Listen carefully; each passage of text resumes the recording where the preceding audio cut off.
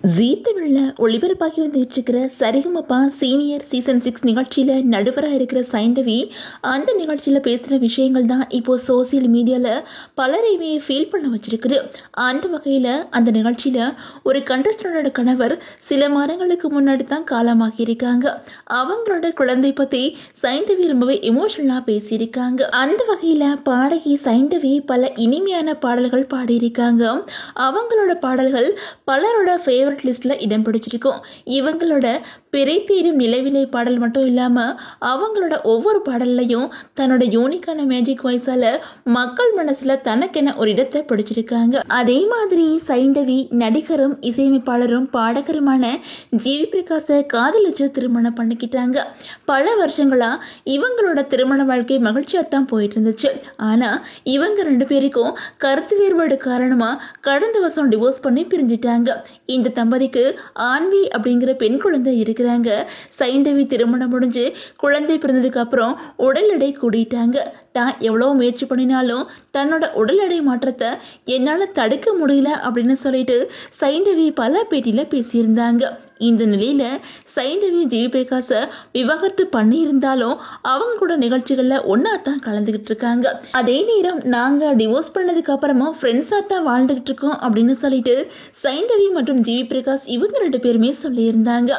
எந்த இடத்துலையுமே இவங்க ரெண்டு பேரும் ஒருத்தர் குறை சொல்லி பேசினதே கிடையாது. இந்த நிலையில தான் ஜீ தமிழ்ல ஒளிபரப்பாகி வந்துட்டு இருக்கிற சரிகமபா நிகழ்ச்சியில சைந்தவி நடுவராக இருக்கிறாங்க. ஒவ்வொரு வாரமும் கண்டஸ்டண்டோட நிறைய குறைகளை சுட்டிக்காட்டி வந்துட்டு இருக்கிற சைந்தவி கடந்த வாரம் ஒரு கண்டஸ்டன்ட் குழந்தையை பார்த்து கண் கலங்கி அழுதுருக்காங்க. அதாவது இந்த நிகழ்ச்சியில ஒரு பெண் போட்டியாளர் கலந்திருக்கிறாங்க. அவங்களோட கணவர் சில மாதங்களுக்கு முன்னாடி தான் விபத்துல காலமாக்கிட்டாங்க. தன்னோட கணவரோட ஆசையையும் லட்சியத்தையும் நிறைவேற்றணும் அப்படின்னு சொல்லிட்டு அவங்களோட மனைவி இந்த நிகழ்ச்சியில கண்டஸ்டண்டா வந்திருக்காங்க. அவங்களோட பாட்டு திறமைய பலருமே பாராட்டி வந்துட்டு இருக்காங்க. அதாவது அவங்களோட குழந்தையோட பிறந்தநாளுக்கு தான் வாங்கின ட்ரெஸ்ஸு பக்கத்து வீட்டு குழந்தைக்கு பிடிச்சிருக்கு அப்படின்னு சொன்னதுனால அந்த குழந்தைக்கு அந்த ட்ரெஸ்ஸை கொடுத்துட்டு தன்னோட குழந்தைக்கு வேற ஒரு ட்ரெஸ்ஸு வாங்கிட்டு வர்றதுக்காக போன இடத்துல தான் விபத்தில் அந்த கண்டஸ்டண்டோட கணவர் இறந்து போயிட்டாங்க. தன்னோட பிறந்தநாளில் தன்னோட அப்பாவை இழந்து நிற்கிற அந்த குழந்தையை பார்த்து சைந்தவி எமோஷனலாக பேசியிருக்காங்க. அதாவது அவங்க என்ன சொல்லியிருக்காங்க அப்படின்னா, குழந்தைகள் மேலே எல்லா பெற்றோருக்குமே அளவு கடந்த அன்பு இருக்கும். அந்த குழந்தைகள் ஏதாச்சும் கேட்கறதுக்கு முன்னாடியே அவங்களுக்கு ஏதாச்சும் வாங்கி கொடுக்கணும் அப்படிங்கிறது தான் எல்லா அம்மாவுக்குமே தோணும். ஏதோ ஒரு காரணத்துக்காக இந்த குழந்தையோட அப்பா இறந்து போயிட்டாங்க. நான் இந்த குழந்தையோட அம்மாவோட ஸ்டோரியை கேட்டேன். குழந்தைக்கு ட்ரெஸ் வாங்கிட்டு வரேன்னு போனவர் திரும்பி வரல. ஆனா இன்னைக்கு இந்த குழந்தைக்கு சரிகமபா செட்ல இவ்வளவு சொந்தங்கள் இருக்கிறோம். என்னையும் சேர்த்து தான் சொல்றேன். இந்த குழந்தைக்கு இவ்வளவு பேரோட அன்பு கிடைச்சிருக்குது. பார்க்கும்போது சந்தோஷமா இருக்குது.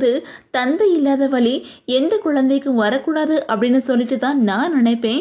அந்த குழந்தையோட மனசு எப்பவுமே சந்தோஷமா இருக்கணும் அப்படின்னு சொல்லிட்டு அந்த நிகழ்ச்சியில பேசிக்கிட்டு இருக்கும் போதே சைந்தவி கண்கலங்கி அழுதுட்டாங்க. இந்த ப்ரொமோவுக்கு கீழே அதிகமான ஃபேன்ஸ் சைந்தவியோட குழந்தை மனசையும் அவங்க ஒரு தாய் அப்படிங்கறத நிரூபிச்சுட்டாங்க அப்படின்னு சொல்லிட்டு பாராட்டி வந்துட்டு இருக்கிறாங்க.